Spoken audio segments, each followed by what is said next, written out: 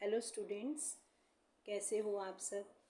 आज मैं एक्सरसाइज 9.1 शुरू कर रही हूँ।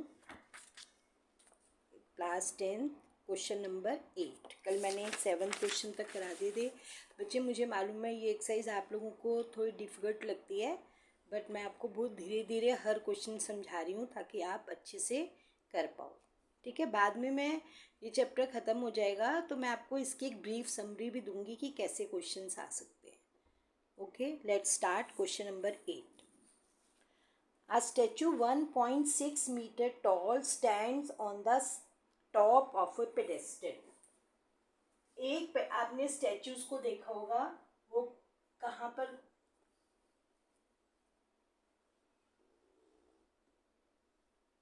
ये पेडेस्टल है और इसके ऊपर खड़ा है स्टैचू। और पेडेस्टल कहाँ पर है? ग्राउंड पर। ठीक है, क्वेश्चन को पढ़ते जाओ और फिगर बनाते हो। फिगर एक बार बन जाती है तो उस सब क्वेश्चंस को करने का वही मेथड है। देखो, अ स्टैचू, अब हमें इसमें स्टैचू की हाइट गिवन है 1.6 मीटर, साथ साथ लिखते जाओ। Stands on a top of A pedestal from a point on the ground, तो हमने ग्राउंड पे कोई पॉइंट ले लिया जैसे लिखा हुआ था।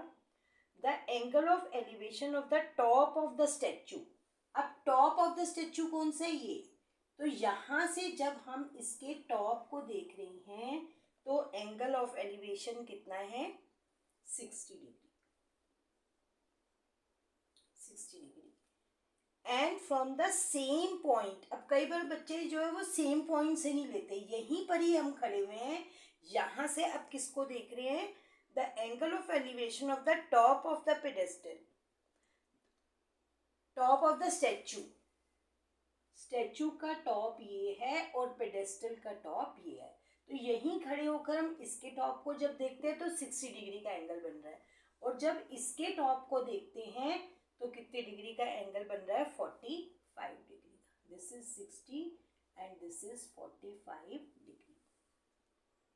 Find the height of the pedestal, ये पेडेस्टल ये है तो इसकी। अब अगर आपको पिछला क्वेश्चन याद हो तो उसमें भी ऐसे ही फिगर बनी थी बिल्कुल सेम, बट उसमें आपको नीचे की हाइट दी हुई थी और ऊपर की हाइट निकालनी थी, तो बिल्कुल सेम उसी तरीके से चलेगा ये क्वेश्चन भी।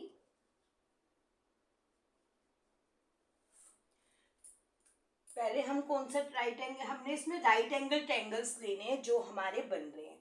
कंफ्यूज मत होना। देखो यहाँ पे इसका नाम रख लेते हैं डी। तो पहला राइट एंगल ट्रायंगल कौन किसमें? जिसमें थीटा भी है, ए बी डी। और उससे पहले हमें जो निकालना होता है, let height of pedestal is h metre. ठीक है, और इसको जैसे हमने पिछले क्वेश्चन में ए बी को x माना था, बेस को, यहाँ पे भी हमने बेस को क्या ले लिया? x। Now take triangle A B D. In triangle A B D इसको हमने ले लिया, ये P है ये B है, तो h upon x is equal to tan 45। तो h upon x is equal to 1, h हो जाएगा x। ठीक है, now take other right angle triangle A B C. In triangle A B C, अब इसमें परपेंडिकुलर क्या है? h प्लस 1.6, ये है ना पूरा, तो h plus 1.6 upon x is equal to tan 60। तो क्या हो जाएगा आपके पास? h plus 1.6 upon x is equal to tan 60 की वैल्यू क्या होती है? √3। अब कैसे सॉल्व करेंगे इसको? अब देखो h भी x है, तो इस x को भी हम किससे रिप्लेस कर सकते हैं? h से। तो सॉल्व करते हैं। देखो यहाँ पे h और x इक्वल आ गए थे ना, तो x को भी हमने किससे रिप्लेस कर दिया? h से। अब क्रॉस मल्टीप्लाई करोगे, h plus 1.6 is equal to √3h लिख लो, h √3h। अब h वाले एक साइड ले आओ, या ऐसे करो, यहाँ पे ऐसे जा रहा है उधर 1.6 is equal to √3h minus h, तो 1.6 is equal to h is common, तो h क्या आ जाएगा 1.6 upon √3 minus 1 is equal to h। अब आपको पता है हम डिनोमिनेटर में रूट नहीं छोड़ते, तो डिनोमिनेटर से रूट को हटाने के लिए हमें क्या करना है, इसको रैशनलाइज करना है। तो √3 plus 1 upon √3 plus 1 is equal to h। Okay, अब देखो 1.6 √3 प्लस 1 ऊपर तो आ जाएगा और नीचे आइडेंटिटी लग जाएगी a square minus b square, ये कैंसिल हो जाएगा। 1.6 √3 प्लस 1, 3 माइनस 1 इज 2। 1.6 को 2 से डिवाइड करेंगे 0.8। अगर √3 की वैल्यू गिवन है तो इसको फर्दर सॉल्व करोगे, यही h ही हमने फाइंड करना था, नहीं तो आप इसका आंसर को h मीटर्स, हाइट किसमें आ जाएगी metre. So this is the solution of question number 8। बहुत सिंपल है, क्वेश्चन को पढ़ते जाओ, फिगर बनाते जाओ, उसके बाद राइट एंगल ट्रायंगल्स जो भी बन रहे हैं उनको लेकर देख लो, साइन का रिलेशन बन रहा है, कॉस का, दोनों ट्रायंगल्स, अगर 2 थीटा दिए हुए हैं तो आपको दोनों ट्रायंगल्स को लेना है, यही कॉन्सेप्ट है इसमें। Now question number 9।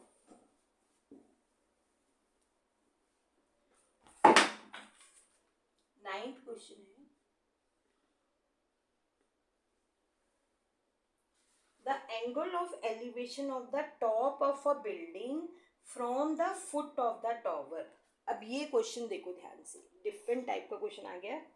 The angle of elevation of the top of a building, यानी कि बिल्डिंग का एंगल ऑफ एलिवेशन गिवन है, तो ये बिल्डिंग ले लेते, इसको मैं बी से, ये ग्राउंड है, यहाँ पे बिल्डिंग है, from the foot of the tower, ये टॉवर ले लेते, टी से टॉवर, बी से बिल्डिंग।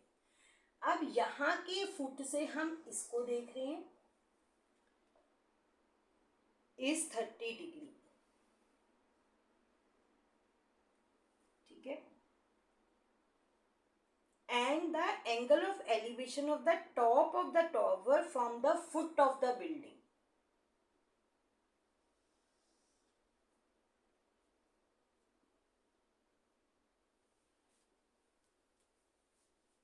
Is 60 degree. अब देखो एक एंगल हमें गिवन है 30 का, एक एंगल गिवन है 60 का, ठीक है। और इस क्वेश्चन में ध्यान रखना है कि बिल्डिंग बड़ी है कि बिल्डिंग के लोअर से हम टॉप के इसको देख रहे हैं, टॉप के टावर के टॉप को देख रहे हैं, और इसके फुट से बिल्डिंग के इसको देखना है। अब हमें ये सोचना है कि बिल्डिंग कौन सी, अब एंगल ऑफ एलिवेशन जो है एक 30 है, एक 60 है, तो जिसका एंगल ऑफ एलिवेशन ज़्यादा है तो वो इसका मतलब ज़्यादा ऊंचा है, तो किसका ज़्यादा है, टॉवर का ज़्यादा है आई थिंक। देखो angle of the top of the tower is 60, तो इसका मतलब टॉवर को हमने बिल्डिंग से बड़ा बनाया, क्योंकि एंगल ऑफ एलिवेशन इसका बड़ा दिया हुआ है।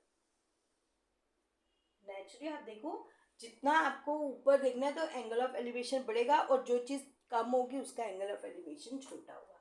तो अगर इसका एंगल ऑफ एलिवेशन 30 है बिल्डिंग का और टॉवर का 60 है, तो इसका मतलब टॉवर को बड़ा बनाना है, और ये बच्चे बहुत कम आपको बताएगा कोई, इस बात का आपने ध्यान रखना है।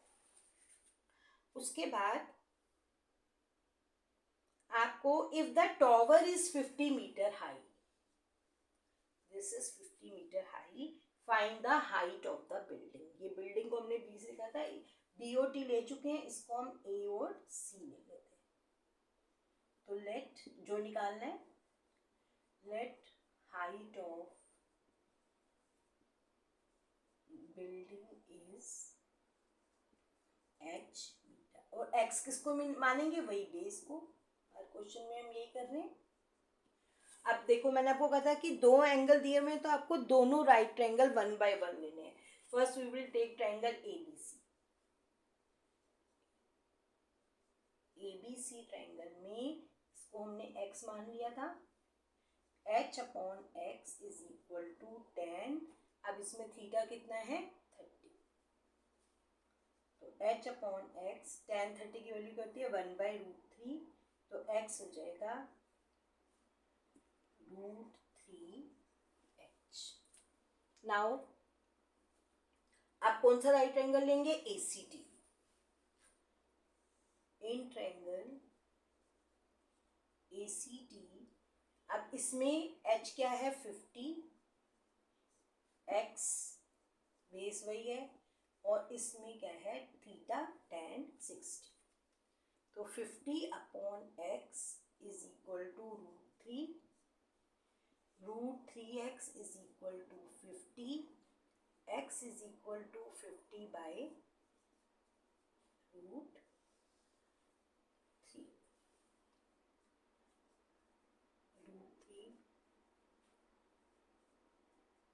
50√3 अपॉन 3।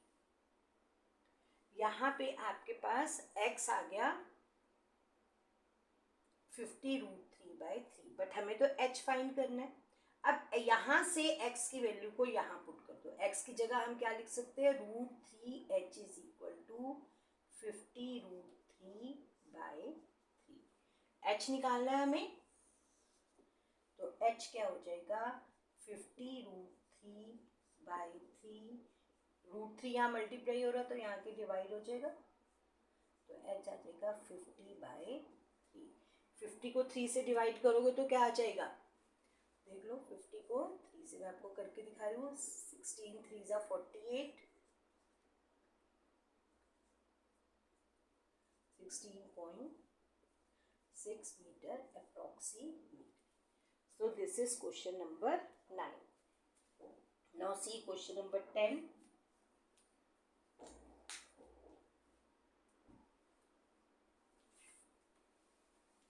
Question number 10 is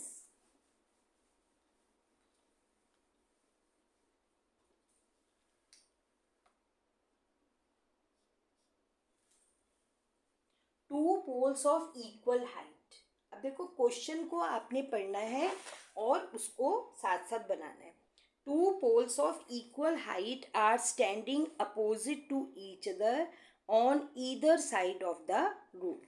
और बच्चे जो हिंदी मीडियम के बच्चे हैं वो भी अपनी बुक खोलो, हिंदी में क्वेश्चन पढ़ो, तो आपको ये आराम से समझ में आ जाएगा। Two poles of equal heights, दो पोल हैं, दोनों की हाइट क्या है, तो हमने इक्वल हाइट बना दी। Are standing opposite to each other on either side of the road which is 80 metre wide. ये जो रोड है वो कितने मीटर वाइड है, 80 मीटर। तो यहाँ हमने 80 लिख दिया, साथ साथ क्वेश्चन पढ़ना है। इस एक पोल को ए बी ले लिया, एक पोल को सी लिया। अब क्या कह रहे हैं, from a point between them on the road. अब बिल्कुल बीच में नहीं है पॉइंट, एक जब हम इन कहीं से हम जब इसको कहीं खड़े होकर इसके बीच में ए और सी को देखते हैं तो एक एंगल ऑफ एलिवेशन 60 है और एक 30 है। अब किसको, जो पॉइंट जितना पास होगा एंगल ऑफ एलिवेशन बड़ा होगा, क्योंकि हमें ज़्यादा ऊपर देखना पड़ेगा, और जो थोड़ा दूर होगा उसका एंगल ऑफ एलिवेशन क्या होगा, कम होगा। एक एंगल 60 है और एक एंगल 30 है। Find the height of the poles and the distance of the point from the poles. एक तो इस पॉइंट का जहां से हम देख रहे हैं इस पोल से कितना डिस्टेंस है और इस पोल से कितना डिस्टेंस है, ये निकालना है।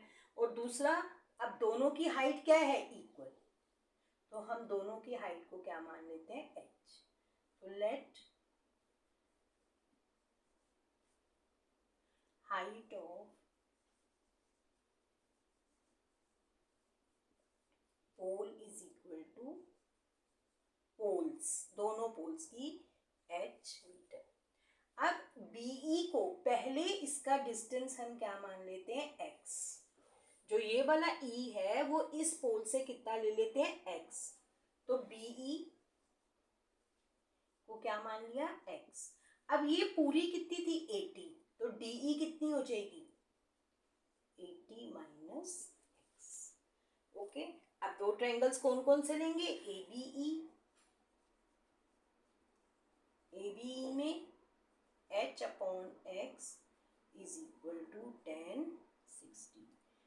दूसरा triangle, in triangle CDE h upon 80 minus x is equal to tan 30। तो क्या हो जाएगा आपके पास h अपॉन x, tan 60 की वैल्यू √3 और यहाँ पे tan 30 की वैल्यू 1/√3। क्रॉस मल्टीप्लाई करो, h is equal to √3x और यहाँ पे √3h is equal to 80 minus x। अब h की जगह हम क्या लिख सकते हैं, एक से वैल्यू निकालो और दूसरे में पुट कर दो। √3x is equal to 80 minus x, 3x is equal to 80 minus x, तो x यहाँ के 4x हो जाएगा, 3x प्लस x 80, तो x is equal to 80 upon तो 20। तो इसका मतलब पहला जो ये जो है पोल, उसका यहाँ से डिस्टेंस कितना है 20 मीटर। तो दूसरे वाले का कितना हो जाएगा, अब हमें एक तो x निकाला, अब हमें h भी निकालना है। तो h क्या होगा, x की जगह 20 पुट कर लो, 20 √3 metre, h is equal to 20 √3 metre. Okay, अब देखो हाइट यानी कि दोनों पोल्स की हाइट आ गई 20 √3। अब हम इसका आंसर क्या लिखेंगे, सो